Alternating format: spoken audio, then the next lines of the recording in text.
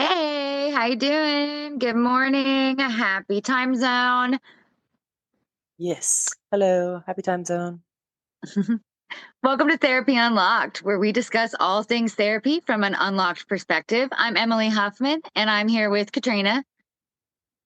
Yes, Katrina Mondragon, licensed professional counselor, and I'm a professional, not your professional. So nothing we should talk about today should be taken as medical, legal, or otherwise advice. This podcast is purely for education and amusement. That's it.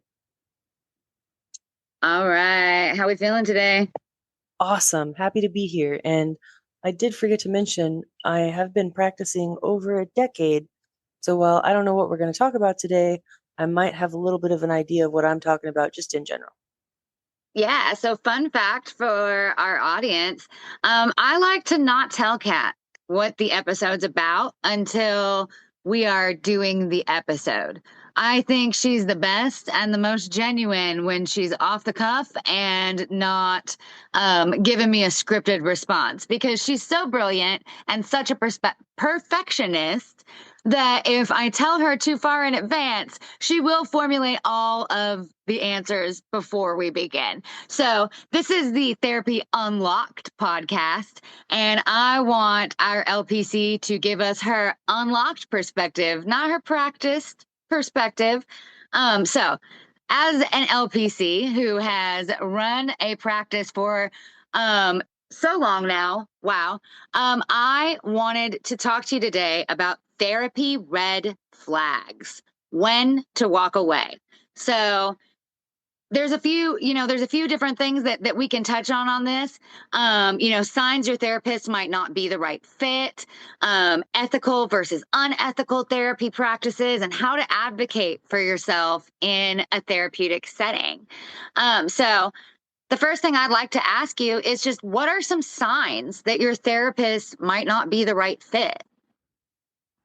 The first thing that comes to mind is like, and I know this is jargon, but non-evidence based practices.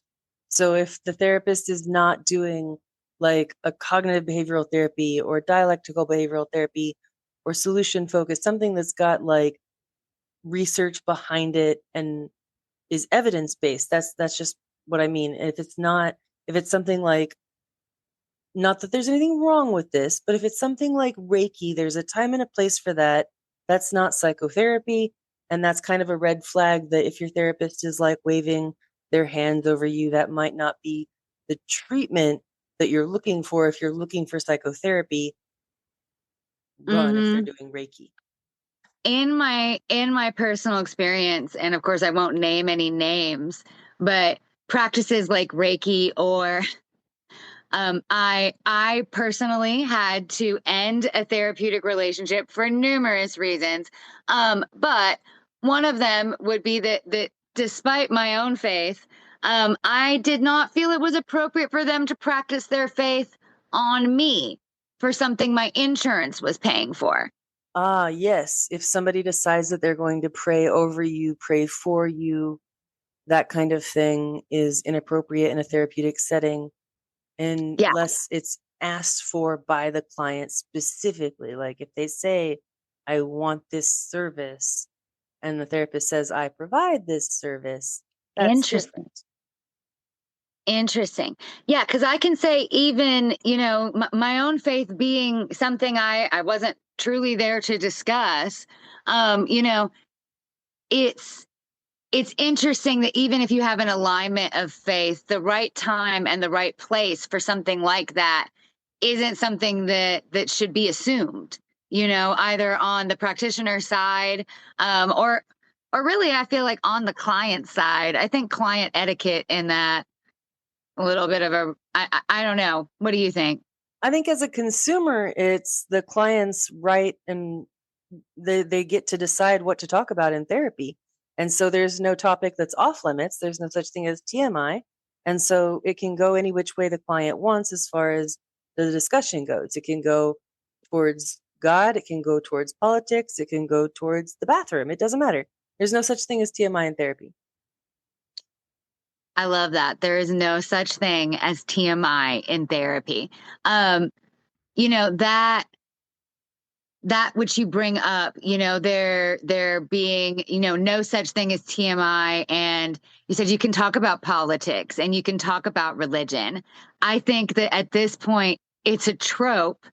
But do not discuss politics and religion is ingrained in my brain as the best way to have polite conversation with someone else.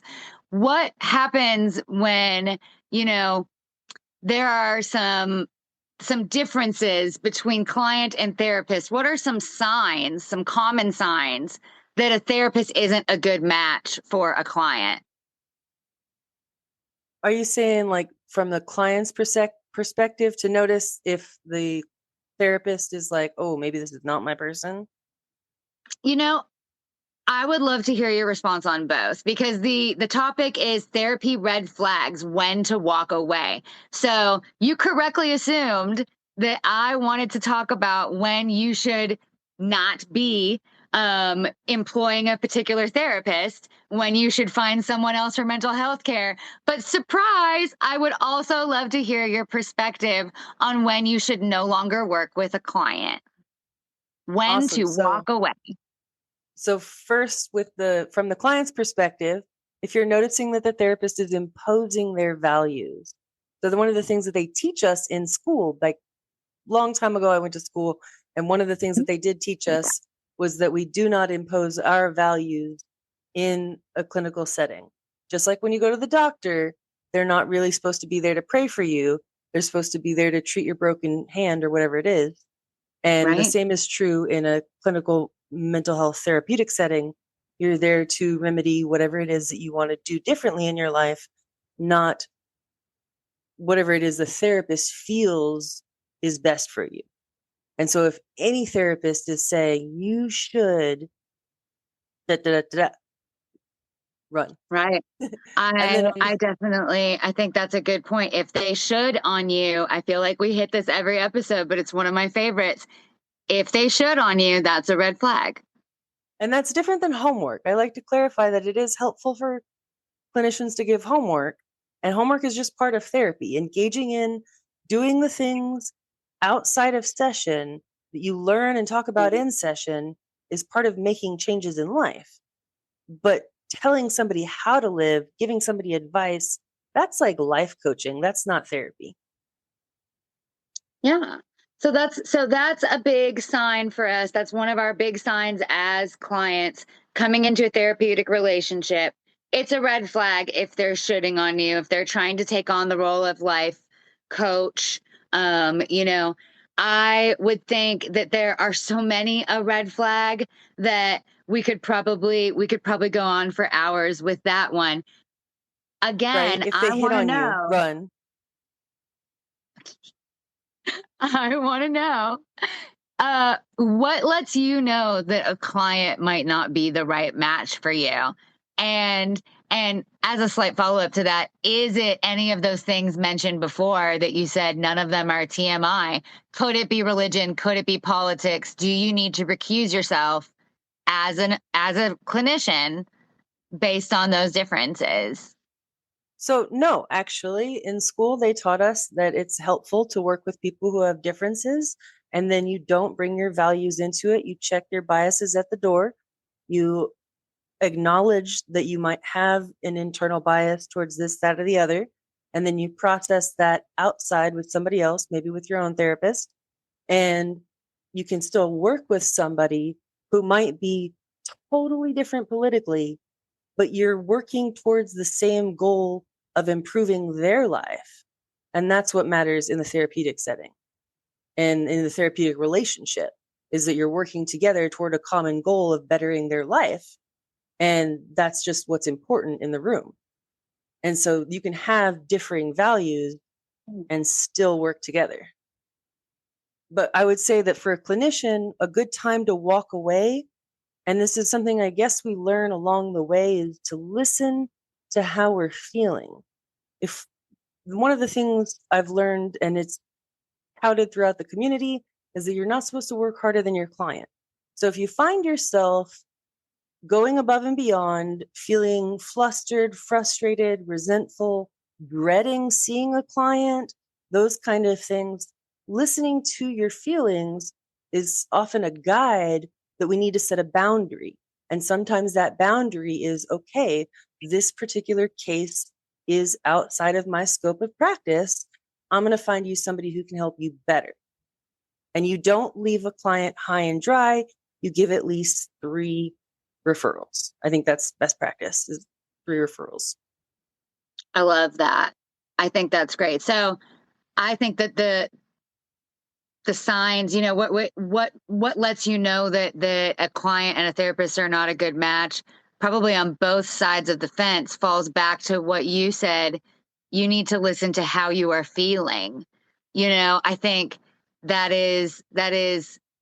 And then you described this wonderful Russian nesting doll that I love, which is that my therapist has a therapist who has a therapist who has a therapist who has a therapist who has a therapist, and it probably goes on for eternity. So Because we need speaking about it with someone community and external, humanity. I think we need community and humanity. And that's why that happens. community and humanity, you think those are just basic human needs? Yes, yes. I do think that, especially with healing, like if you think of healing as a concept, we don't heal in isolation. Isolation is what they do to Yeah. people in prisons to punish them. It is one of the worst things that you can do to a human being, is to isolate them. And so if you think about healing, it's the opposite of that. It's connecting with people, it's community, it's It is engaging. literally the brain growing. I find that to be so fascinating. You are writing neural pathways your entire life. Your brain is literally growing. And it blows my mind. I You love know, neuroplasticity. Do you know what neurologists say about neuroplasticity? let me know. Neurons that wire together, neurons that fire together, wire together. I almost messed that up. I like it. I like it. But yeah, it does. And now with the technology that we have, you can see we're able to see that. We're able to see the writing of those pathways and know so much more about how rewiring the brain is quite literally rewiring the brain, which, as you've said before on the pod to me for years and years now, it's really hard work, But worth it, because but we're all worth it. worth it. Absolutely worth it.